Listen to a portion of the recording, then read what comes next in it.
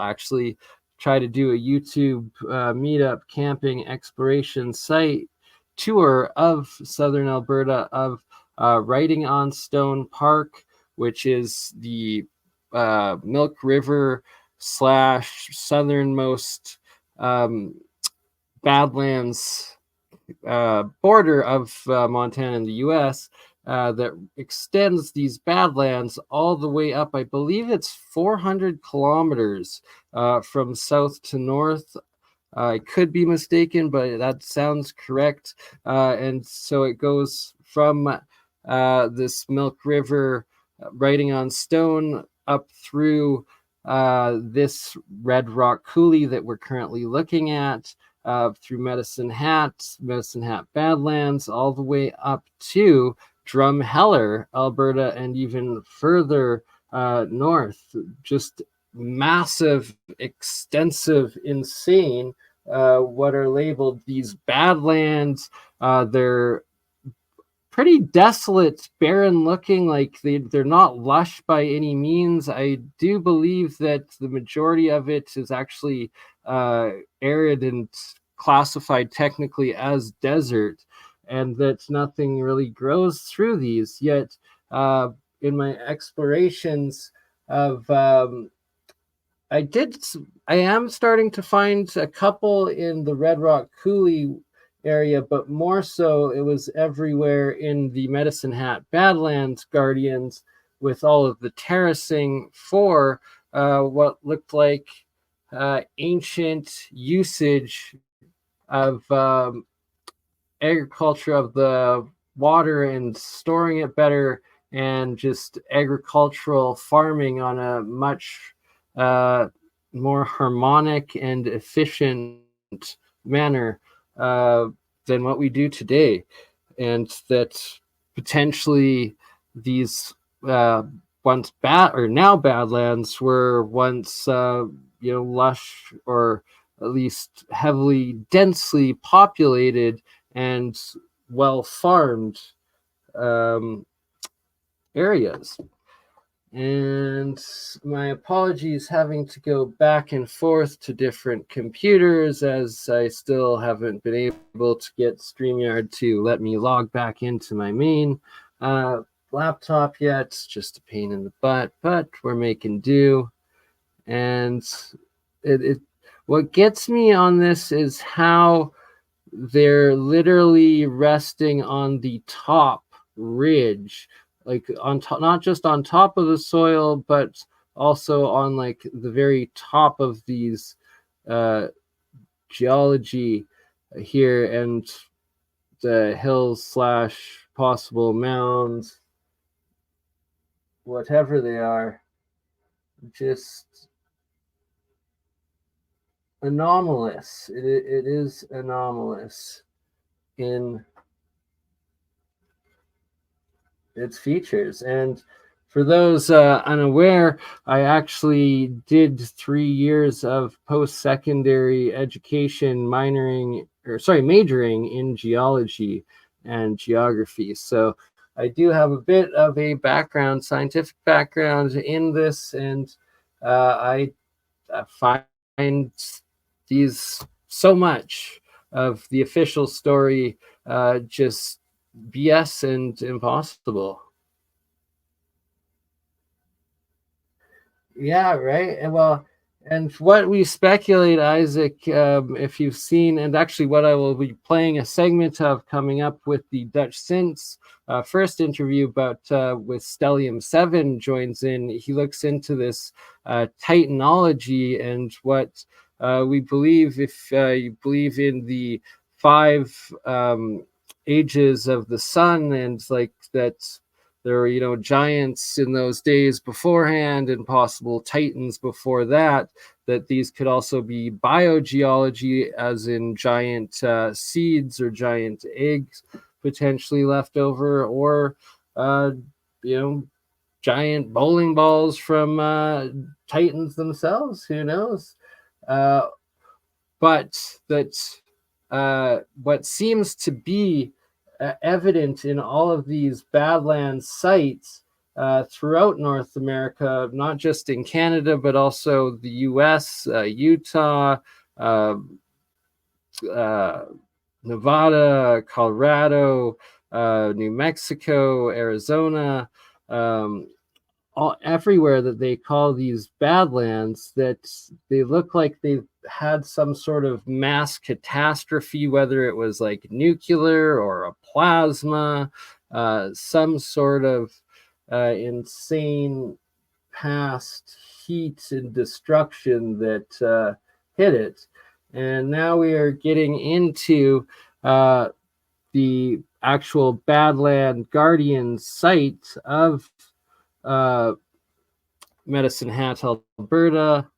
And I did take a sample to get tested and to look at, Isaac, to answer your question. They do seem and they claim to be of sandstone, but there's a few features. I'm going to have to do a full episode on it, and I'll most likely be doing it with Wandering Wolf. Shout out to Michael at Wandering Wolf Productions.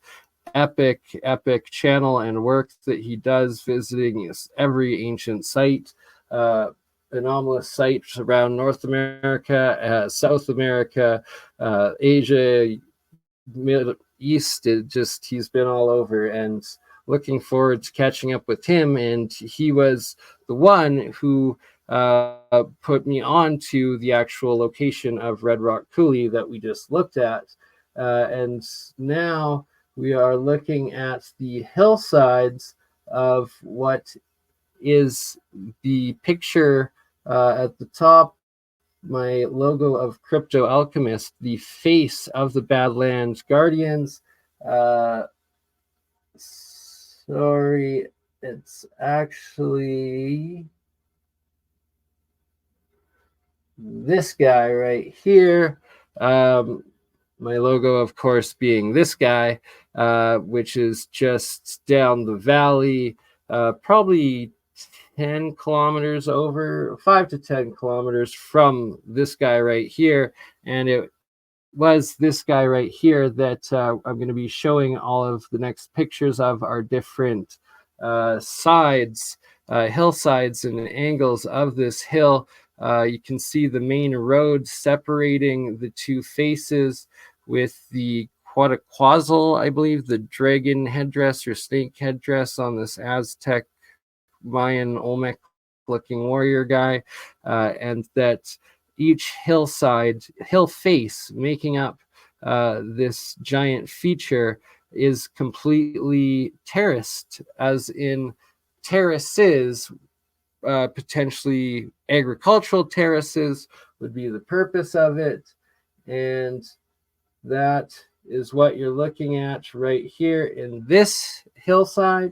And you can see these parallel lines going up and down every single foot and, incline angle of these hillsides, these parallel terraces everywhere. And this is part of this macro terraforming that created these massive faces, figurines, geoglyphs from above. And that at one point, I would be willing to wager that this was all used as agricultural terracing. And from my brief conversation with the current rancher farmer owners of this property, they definitely are not responsible for it. They do not use it. They barely, even traverse it, yet alone plow it or try to farm it, other than just for cattle grazing. And when I was there in mid-June, which is actually Alberta's rainy season this year, it was so dry in June still that he was afraid of wildfire breaking out, and thus I wasn't able to explore more of the site than what I did here. But as we continue, you can see every single surface, every single incline and angle of these massive hill features have these parallel lines, these parallel terraces. How high are the ridges? I would say at least a couple hundred feet, if not, well, yeah, probably at least one, at least a couple hundred. Each one of those is each terrace, each parallel line is about a meter on average. I didn't measure them at the time, but that would be my best estimate from what I saw while I was there. And yeah, from bottom to top, maybe even a few hundred. Yeah, so the terraces, some were about a foot and some were a meter. It was weird, depending on the hill. The smaller hills, now that I think about it, were about a foot. The bigger ones had them at about a meter. And as you can see, just over and over and over, every single which way on them. And this would be extremely ancient terraforming or construction, and that it still remains today, to this day, as I guess a testimony to just how incredible this work really is. Oops, going too far. Here we go. We can see from another angle, another hill face on it.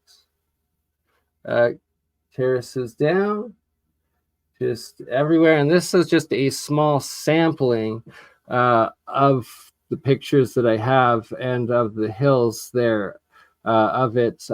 Still will be doing full length features on this, going over all of the evidence and the material, the pictures, video, content that I've collected and got this summer. Oh yeah, no, definitely, Isaac. They would not be using farm equipment on those steep inclines today. God no, like you'd roll a vehicle trying to drive up these, a lot of them. And let's see. So right down in the middle here was like the one like path, the one vehicle path. Actually, it might be below the picture cutoff. I'm not sure. Either that or it's hidden by foliage or something. But yeah, it was very rarely you could tell driven on, and that it was more one half of it was used as game trail and for like the cattle and whatnot, and you know, the tire track on the second part of the trail, fairly rarely used with lots of plants growing up in it, you know, like it hadn't been driven on in quite some time. And that as I explored and climbed up and down these hills, making sure that it's like, oh, this isn't each single one, definitely not all animal trails, grazing trails, or anything from recent human construction whatsoever. So this is to the northeast of Medicine Hat, Alberta, and the Red Rock coulees I was showing. Oops, sorry, wrong way. These are Red Rock coulees here to the southwest of Medicine Hat, Alberta. So a lot of very interesting stuff around Medicine Hat. And then what we are showing here is the backside of Mount Yamnuska. And Mount Yamnuska is in Kananaskis country. I believe it actually could be part of or is part of the goodness gracious, is it the Stony Reserve that is out there, or the Blood? I think it's Stony. The Seek, no, not the Seek, that's to the east. Why can't I think of the actual reservation name? I'm not sure. It'll come to me anyways. Lots of anomalous megalithic sites here, and what could be the entrance to an underground mountain, I don't know, city, passageway, tunnels, mausoleum, burials, who knows? But I believe it's is guarded by these guardians here, and in the cliff above we have chiseled out pathway that go into entrances into the mountain, and I've now hiked here twice, and there are actual faces on these ancient guardian badlands, this one being bears. And these, I don't know, they look kind of alien and elongated head skulls. And that is just one portion of this area that is anomalous, that I'll be doing a full feature episode with shout out Cody to Catch, my brother Cody. For those that are into King of the Dot or freestyling or hip hop in general, Cody, lifelong friend of mine, we hiked up this mountain originally, and TJ to Catch as well, my brother, his brother, brothers, when we let out, rest in peace, bless your soul, Cat to Catch their mother's ashes on top of this mountain, is when we found these original Badland Guardian, or sorry, Mountain Guardians on the backside, as well as my dog leading us to a tunnel on the front side of Yamnuska, which, let's see, do I have it? Oh, no. I will show it before we are done this stream. That looks like a giant reptoid guarding a cave and entrance that my dog, he ran off to it and like tracked to this mountain cave on the front side of Yamnuska. And I haven't really gone into detail about it, as I want Cody to tell the story more so before I make mine public or we discuss it together. But currently looking at, there's two pathways on this cliff face, this being the one to the right side, and then there's also one to the left side right here. And it looks like there's two separate entrances that are carved, chiseled paths out of the backside of this mountain. We've done our research. There's no mining, no history of mining, and it is potentially sacred Indian land. So could this be a tomb back there? Oops, gone too far. Sorry about that. Okay, so now that we have covered that, we will go into some alchemy, but first I will play a bit of the Dutch Sense interview. Number one, we've done two so far. Hopefully number three happens soon. He was stating so earlier tonight on his stream that it will be happening, and who knows, he might still even show up to this one, as he's got the links, but don't know if he was able to get into his email. Apparently he's locked out. Who knows? Who knows? But I promised some Dutch, so we shall deliver some Dutch and start off with the interview one of myself, Dutch, Ancient Historia, and Stellium 7.